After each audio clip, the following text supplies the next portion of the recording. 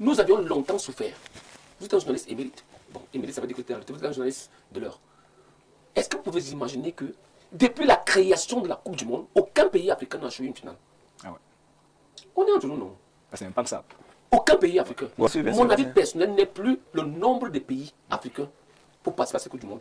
Le problème est celui aujourd'hui, est-ce que l'Afrique est capable d'aller titiller la première place mondiale? Cette compétition démarre, on voit quand même que les équipes africaines ne sont pas à la traîne malgré les matchs nuls, malgré peut-être des défaites, mais on voit un jeu qui ressemble justement à ce haut niveau, du moins que la Coupe du Monde. Mais écoutez, je pense que pour une première fois que l'Afrique présente 10 participants, il faut dire que c'est vrai, certains se sont loupés dès le premier match, mais dans l'ensemble, on peut quand même être satisfait. Avec le rendu qu'on a vu sur le terrain, on se rend compte que l'écart est en train de se réduire de façon considérable entre les équipes africaines, entre les équipes européennes et les équipes de l'Asie et de l'Amérique du Sud. C'est vrai, il reste des cadors parce que quand vous voyez le match du Sénégal contre la France, en première mi-temps, le Sénégal a tenu la dragée haute, mais malheureusement en deuxième mi-temps, la différence technique a fait que le Sénégal a plongé. On a vu le Maroc tenir face à cette équipe du Brésil qui était pourtant favori à tort, parce que le Maroc quand même est demi-finaliste de la Coupe du Monde en 2022. Et quand on met le Maroc en outside face à un Brésil qui s'est fait éliminer on dirait dès que les quarts de finale, le Brésil devient quand même la bête noire des équipes. Oui, les équipes africaines s'en sortent parce que quand vous voyez le style de jeu, les Brésiliens, ce sont l'un des rares pays en Amérique du Sud qui a gardé son identité de jeu. C'est-à-dire que la technique, moins de tactique, beaucoup de technique, et à l'impact physique déjà, on est au-dessus d'eux, et à la technique individuelle et collective, on est pratiquement égal à égal. C'est la raison pour laquelle les équipes africaines s'en sortent plus facilement face au Brésil que face à l'Argentine ou l'Uruguay. Parce que sur le plan technique collectif et technique individuelle, on est égal à égal. C'est l'équipe de l'Amérique du Sud qui utilise moins de tactiques dans ces matchs contre des équipes africaines. On a quand même vu le Ghana ne pas tituber devant une équipe. Le Panama, oui, le Panama, c'est quand même, quand on parle de la Coupe du Monde, quand on parle de l'historique de la Coupe du Monde, n'oubliez pas que le Ghana, c'est quand même un quart de finaliste. Le Ghana, c'est un gros calibre. Face au Panama, forcément, le Ghana doit être favori. Comme le disait le frère, les équipes africaines doivent comprendre que elles ont des joueurs qui jouent au très haut niveau et qui peuvent être égal à égal contre ces équipes. C'est vrai, le frère dit, il a été déçu de voir la RD Congo jubiler contre le Portugal. Il dit que ça fait quand même des années. Vous savez, la dernière fois que la RD Congo a participé à la Coupe du Monde, c'était en 1974. Et je pense que le dernier match, c'était 7-0. 9-0. Et revenir de façon inespérée à cette Coupe du Monde et faire nul contre le Portugal, qui est parmi les favoris de cette compétition, revenir au score, je pense que c'est quand même quelque chose qu'il faut apprécier. Jubiler un match, c'est pas parce qu'ils ont fait nul, mais ça augure un avenir meilleur. Ça montre que c'est une équipe qui en veut et qui veut aller loin. Donc moi je pense que à la première journée, on a vu deux équipes africaines qui ont gagné, le Ghana et la Côte d'Ivoire, avec 4 équipes qui ont perdu. L'Afrique du Sud s'est bien rattrapée parce que n'oubliez pas qu'il y a les meilleurs troisièmes qu'il faut prendre. C'est vrai que le dernier match de l'Afrique du Sud, c'est contre la Corée du Sud, qui est quand même pas facile, ça ne sera pas évident pour l'Afrique du Sud. Mais je pense que le résultat nul aujourd'hui les a quand même boostés. Et j'espère de tout cœur que le maximum de pays africains vont se qualifier pour cette phase du deuxième tour. D'accord, Fidèle Castro, avant d'accueillir nos deux invités qui sont là avec nous sur le plateau, est-ce que l'Afrique doit se réjouir de ces statistiques, de cette première journée, de ces scores que nous avons? On parle de 10 rencontres, je ne parle pas de la rencontre de ce jour, de la deuxième journée. 10 rencontres, on a seulement 2 victoires, 4 matchs nuls et 4 défaites. C'est vrai que lorsque vous posez la question, est-ce que l'Afrique doit se réjouir? Moi, je ne sais pas si on se réjouit d'une participation, alors si on se réjouit de celui qui a gagné la compétition. Parce que dites-vous que lorsque nous sommes à 10 participations, le problème africain n'est pas celui de savoir est-ce que nous sommes en haut. C'est la première journée. La question essentielle, c'est de savoir qu'espère l'Afrique, que compte faire l'Afrique et qu'est-ce que l'Afrique attend de cette Coupe du Monde. Vous savez, pendant des années, l'Afrique a souffert d'un problème. Lorsque nous étions à une Coupe du Monde à 32, on nous disait l'Europe pas 16, les autres en ont l'Amérique du Sud. C'est la question que nous avons sur les l'Amérique du Sud, parce que quand on dit l'Europe a 16, nous sommes à 32. Que l'Europe en a 16, l'Amérique du Sud en a pratiquement 9 ou 10, et que, je peux me tromper, 10. Si vous faites 16 plus 10, ça fait combien? Moi, je n'étais pas très bon en mathématiques. Ça fait 26. Vous voyez que l'Afrique arrive avec 5 ou... Pratiquement quoi, 5. Et que l'Asie arrive avec 1 ou 2 ou 3. La question n'était pas celle, est-ce que l'Afrique était sûre d'arriver en finale? La question était celle de savoir, est-ce que l'Afrique peut rivaliser avec 16 pays? Il faut bien situer le contexte. D'accord. Aujourd'hui, on nous a remonté à 10. Est-ce que 10 pays africains sont capables de rivaliser avec 20 pays européens? Et la réponse? La réponse, c'est celle-là à laquelle nous sommes aujourd'hui appelés ici, sur la table des experts, à répondre. Aujourd'hui, on a 9 pays et demi. Parce qu'on a la République démocratique du Congo, le Sud, nous chercher la 10e place. La question aujourd'hui, c'est de savoir est-ce que les 10 pays africains sont capables de nous hisser au rang des 4 meilleures nations du monde en matière de football. Moi, je pense, honnêtement et objectivement, que nous avons les possibilités. D'ailleurs, je vais vous faire une confidence. J'ai mon beau-père qui est à la maison, M. Kabengam, qui m'a dit, quand je vois ces pays africains jouer, on est capable de prendre au moins sur les 8, 2. Si nous pouvions hisser 2, si la peut hisser 2 sur les 8, ça veut dire qu'au moins un peut arriver sur les 4. Si un peut arriver sur les 4, pourquoi pas un peut arriver En finale. Parce que l'objectif, nous avions longtemps souffert. Vous êtes un journaliste émérite. Bon, émérite, ça veut dire que vous êtes un journaliste de l'heure. Est-ce que vous pouvez imaginer que depuis la création de la Coupe du Monde, aucun pays africain n'a joué une finale? On est entre nous, non? C'est impensable. Aucun pays africain. Oui, mais après, c'était pas Il y a toutes les participations. Parce qu'après, on était à 2 participations en 90. On avait commencé à 94, on était de 1, on est à 2. Donc, De du 2, coup, nous sommes allés à 3. De 3, nous sommes allés à 5. Sur le plan numérique, nous sommes allés à c'était pas 5. notre De 7, nous avantage. sommes aujourd'hui à 10. La question pour moi, et c'est mon avis personnel, Adam, vous allez souffrir de m'écouter. Oui, bien sûr, bien sûr. Mon avis personnel n'est plus le nombre de pays africains pour participer à cette Coupe du Monde. Le problème est celui aujourd'hui, est-ce que l'Afrique est capable d'aller titiller la première place mondiale? Et à cette question, je vous répondais par l'affirmative.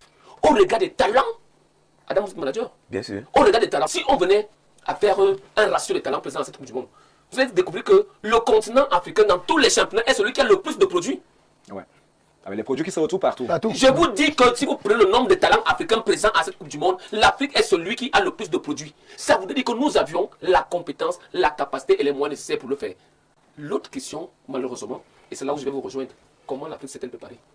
Et là, je vous dis que l'Afrique ne s'est pas préparée pour se donner les moyens d'arriver jusqu'à la finale. Merci. Les questions de préparation qui reviennent toujours à chaque grosse participation. Yannick Efa, qui nous a retrouvé, c'est un journaliste des sports également, il nous a retrouvé sur ce plateau. D'ailleurs, le directeur de la communication, la Fédération camerounaise de kickboxing, qui a un championnat d'Afrique. Très bientôt, nous en parlerons d'ailleurs à la fin de cette émission. Mais Yannick, on a quand même des pays comme le Maroc qui ont titillé du moins de haut niveau les dernières places donc d'un mondial. Est-ce qu'on va peut-être se dire que oui, on est 10 aujourd'hui et on ne peut pas, pourquoi pas renverser la tendance aujourd'hui sur le plan mondial? Déjà, bonsoir Étienne, merci Constanel, sans oublier les millions de téléspectateurs qui nous regardent ce soir. Je vais entrer dans le vif du sujet, puisque vous me lancez effectivement avec le cas du Maroc pour dire que ça reste jusqu'ici le meilleur match pour ce qui est de cette première partie. Du moins, la première journée de phase de poule, le match Brésil-Maroc. Je pense que le Maroc a tout simplement prouvé, démontré tout le bien qu'on pense de lui.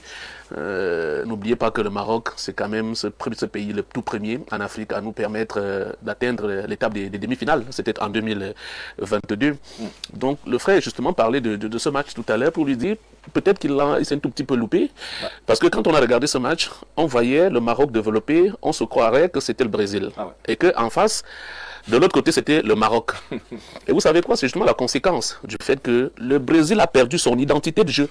Le jeu brésilien est beaucoup plus entaché par l'influence européenne. Voilà comment ça s'explique tout simplement. Et beaucoup de joueurs brésiliens évoluent en Europe aussi. Si vous comparez le jeu lors du premier match du Maroc, il y a de cela 4 ans, vous comprendrez que le Maroc jouait beaucoup plus à la défensive et procédait à des contres. Mais on a retrouvé une équipe du Maroc qui prenait toutes les initiatives, ne sautait aucune ligne. Et vraiment, je me suis demandé à un moment donné si c'était toujours, n'est-ce pas, une équipe africaine qui jouait. Donc à partir de ce moment, vous comprendrez que oui, moi je veux bien croire, je veux bien croire, notamment avec cette équipe du Maroc, parce qu'elles sont quelques-unes, ces équipes africaines, qui sont quand même sorties du lot lors de cette première journée. Si je cite le Maroc, je vais citer également l'équipe de l'Égypte, qui n'était pas très attendue face à la Belgique, s'il vous plaît. Regardez que c'était le top 10 des meilleures équipes au monde. Il y a le Brésil, qui a été accroché par le Maroc, la Belgique accrochée par l'Espagne, et la grande surprise de cette première journée, c'est bien sûr le nul du Cap-Vert face à l'Espagne, s'il vous plaît. Donc, quand vous regardez... le Cap-Vert qui a sa première participation, donc c'était sensationnel, ce match nul-là. Et du coup, pourquoi vous pensez que si le Cap-Vert accroche l'Espagne, même si nous sommes à la première rencontre du mondial, ne doit pas jubiler? C'est le gardien du Cap-Vert. Je veux pour les trois là et ajouter l'autre match que nous avons regardé hier, celui de la R de Congo. Quand j'ai regardé les 5 premières minutes, je me suis demandé, est-ce que mes amis congolais vont s'en sortir? Tellement le pressing était haut qu'à la 6e minute, le champion d'Europe en titre, João Neves, le Parisien, a ouvert le score avec sa toute petite taille. Je me suis posé quand même 1001 questions, mais j'ai trouvé la réponse très tôt, puisque le Congo égalise avant la mi-temps. Et puis à la deuxième mi-temps, vous avez vu, c'est une équipe méconnaissable du Portugal. Quand vous voulez parler du Sénégal, oui, je peux quand même dire une ou deux petites choses là où ils ont pêché, notamment sur le plan défensif face à la France. Mais c'était une équipe de France méconnaissable également, les 45 premières minutes. Voilà, totalement méconnaissable. Mais ne nous leurrons pas, l'équipe de France, c'est le meilleur groupe de cette compétition. La France n'aura pas un problème. Non, la France n'aura pas un problème de joueurs. La France aura un problème, le coaching. Vous comprenez? Il est gagnant. Vous ne pouvez pas avoir Mbappé, vous ne pouvez pas avoir Lisée, vous ne pouvez pas avoir Doué, vous ne pouvez pas avoir Dembélé, mon ami. La tête de Deschamps, je ne voudrais pas être à sa place. Parce que c'est une tête qui doit forcément chauffer à chaque match. À chaque match, voyez-vous. Moi, je vois tranquillement la France en finale. Hein. Mais maintenant, non, je vous le dis. En 2002, la France avait plus que ça. C'est pas une question de joueurs. C'est une question de groupe et d'équilibre d'équipe. C'est ce que je suis en train de dire. Vous avez des talents que vous avez forcément la meilleure. Qui rend donc, n'est-ce pas, cet équilibre possible? C'est aussi l'encadrement technique. On est d'accord. Mais qui déséquilibre votre équipe? Parce que si quand vous voyez la première mi-temps de la France, ils auraient pu prendre 2 buts et le match allait être différent. C'est ça. Pourquoi? Parce que justement, ils ont aligné 4 attaquants. Je vous ai dit que le problème de la France viendra d'où? Justement. Il faut donner un équilibre dans une équipe. Je suis parfait. Quand vous aligné 4 attaquants, vous avez un problème défensif. Oui, justement. Oui, le coach aura donc, n'est-ce pas, fort à faire, c'est-à-dire là du grand à moudre par rapport à ce collectif qui est assez costaud. J'insiste là-dessus. Donc après les quelques défaites que nous avons eues, moi je pense pas que ce soit vraiment une surprise pour moi pour les 4 défaites africaines pour cette première journée. Oui, la Tunisie d'ailleurs, on ne devrait pas s'attendre à grand chose. Lors de la préparation, quelqu'un l'a évoqué, je crois que c'est Fidel Castro tout à l'heure, nous l'avons déjà ressenti, que cette équipe était suffisamment fébrile. Et cela s'est démontré lors de la première journée, vous l'avez vu, elle est tombée lourdement. L'Afrique du Sud, oui, reste encore peut-être un petit, il y a une défaite, petit mince d'espoir. Oui, petit mince d'espoir, mais il faudra aller battre la Corée du Sud, mais attention. Mais la Corée là. On a sur le plateau quelqu'un qui était à cet exercice, Loïc Fejo, c'était en 2014, voilà, mondialiste. Au Brésil, hein. Au Brésil. Le Cameroun est rentré quand même avec 0 points. Il se braquette avec nous sur le plateau. Elle a invité un spécial aussi à cette émission de Affiche Sport. On parlera justement d'un sujet tout à l'heure, mais on est encore sur le mondial. Vous étiez au Brésil en 2014. Comment est-ce que ça peut se passer? Bon, il y a une question qui est posée. L'Afrique peut-elle faire mieux à cette CAN 2026, 2014-2026? Est-ce qu'on a... Oui, merci beaucoup. On a fini avec la 4. 2014-2026, on a peut-être évolué d'un cran, mais il y a des mentalités qu'on devrait soigner. Non, pour ma part, déjà, ce que je peux dire, c'est que vraiment sur le plan tactique, l'Afrique a vraiment évolué. Sur le plan de l'organisation aussi, parce que je vois des équipes aujourd'hui, comme le Maroc, Sénégal, Congo, Côte d'Ivoire, qui produisent du bon jeu. Je pense qu'il y a de cela 10 ans en arrière, en Afrique, c'était du ballon en l'air, comme en Angleterre. Et aussi, j'ai vu une équipe du Sénégal qui a tenu l'échec avec la France. Cette équipe revenir à la deuxième journée un peu plus que ce qu'on a vu. Évidemment, je voyais l'équipe du Sénégal bien coulissée, bien resserrer les espaces, qui a mis l'équipe de la France en difficulté. C'est pareil pour le Congo, l'Égypte aussi, avec il y a une autre équipe, le Maroc. Le Maroc vraiment qui est très organisé tactiquement. Et je pense qu'aujourd'hui, on a compris en Afrique que pour gagner ces équipes, il faut jouer, il faut arrêter les défendre, il faut qu'on travaille tactiquement. Et vous avez vu, ça s'est produit sur le terrain et ça a été payant. Et aussi, en parlant des produits africains, comme vous l'avez dit, des équipes comme le Maroc, Sénégal, Égypte et la Côte d'Ivoire, c'est des équipes qui préparent les bases. Ouais. Ils préparent les jeunes. Vous voyez, le Maroc a remporté des Coupes d'Afrique, le Sénégal, c'est des gens qui, en fait, ils préparent des jeunes pour les faire monter. Et on a compris aujourd'hui en Afrique que pour pouvoir faire face à l'Europe, il faut développer du jeu, il faut travailler aussi tactiquement. Parce qu'en Afrique, avant, on nous faisait courir, faire des choses que ça n'avait rien à voir avec le football. Parce qu'on dit football, pas handball. C'est du football, donc on a utilisé les pieds avec du ballon. Donc aujourd'hui, on a beaucoup progressé en Afrique et j'étais vraiment captivé par le match du Maroc, du Sénégal à la première mi-temps. Je pense qu'ils n'ont pas été juste compliqués. Il y a le Ghana aussi qui est venu avec une force. Oui, le Ghana aussi. Hier. Le Ghana. Mais dans le jeu, moi, je préfère plus. Il y a le Sénégal, le Maroc, aussi la Côte d'Ivoire. Loïc, vous étiez en 2014. Alors lorsque ça arrivait, déjà avec les résultats que nous avons, on a quand même deux victoires seulement, 4 défaites, 4 matchs nuls. Vous, comment est-ce que ça passait dans votre tête en 2014, surtout que les Lions indomptables étaient au Brésil à cette période? Bon, c'était ma première expérience et bon, j'étais déçu comme tout le monde, comme tout Camerounais. Est-ce que vous pensez que vous pouvez faire un sursaut d'orgueil, le miracle? On pouvait bien, mais c'était compliqué. C'était très compliqué parce que voilà, on jouait contre le Brésil, la Croatie, le Mexique, des tops du classement mondial. Et nous étions à cette période, je crois qu'on était 20 quelque chose au classement mondial. Donc c'était vraiment difficile. Bon, je pense qu'on n'a pas joué avec nos âmes. On a joué avec des envoitures. Je pense que c'est. Et les équipes africaines qui sont toujours émaillées de problèmes internes, il y en avait en 2014. Les problèmes internes, c'est pas tout. Il y a des équipes qui ont des problèmes internes, mais jusque chez nous. Mais ça affectait les joueurs.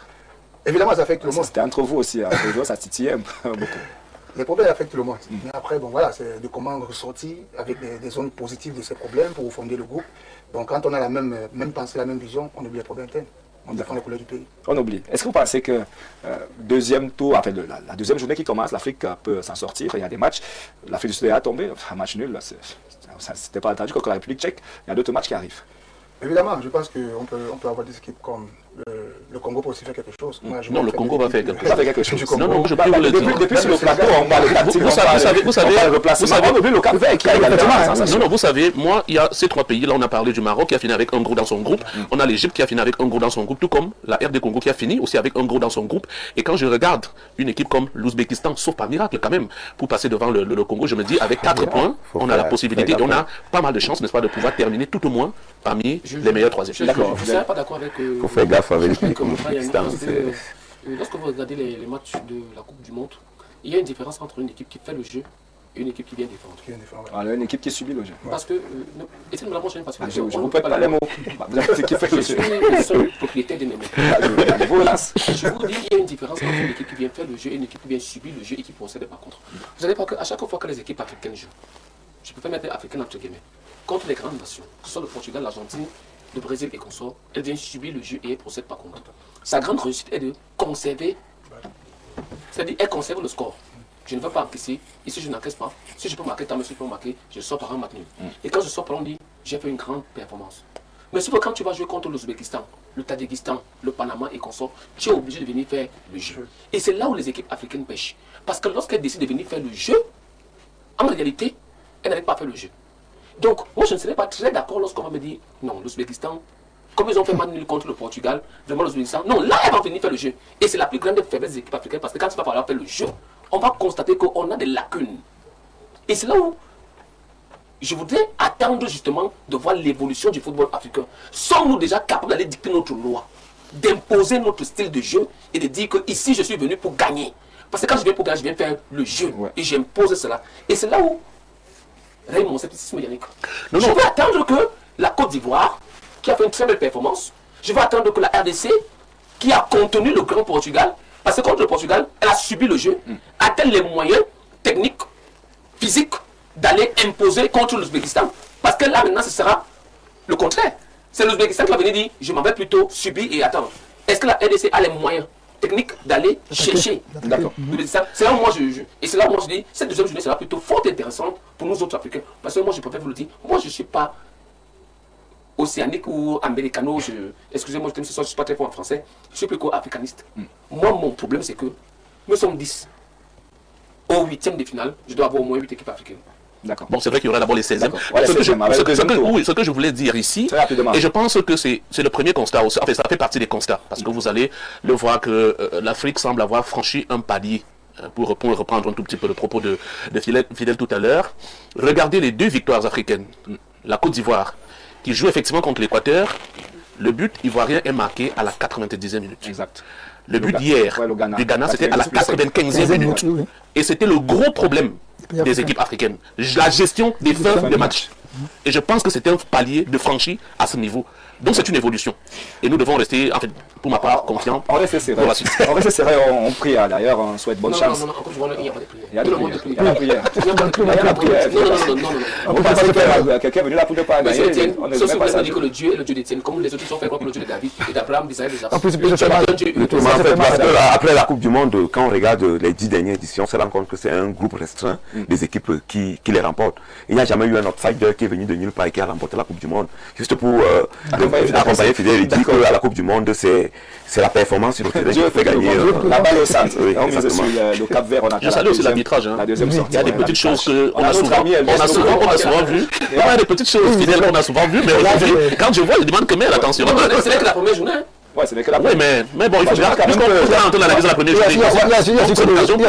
C'est beaucoup de vigilance aussi. Les habits sont aussi très scrutés. Oui, mais ils sont tenus déjà par la montre, la caméra, le ballon. C'est la même attitude. D'accord. Je vous dis que il faut qu'on soit sérieux dans ce qu'on est en train de faire. On souhaite bonne chance donc aux équipes africaines, on souhaite bonne chance à notre ami Elvis Nopoué, qui est le seul arbitre camerounais dans cette compétition. Il a officié, je crois, Non, c'est d'abord, tu ne peux pas encore glisser à la première journée. La compétition. On va passer à notre sujet. On va passer à notre sujet.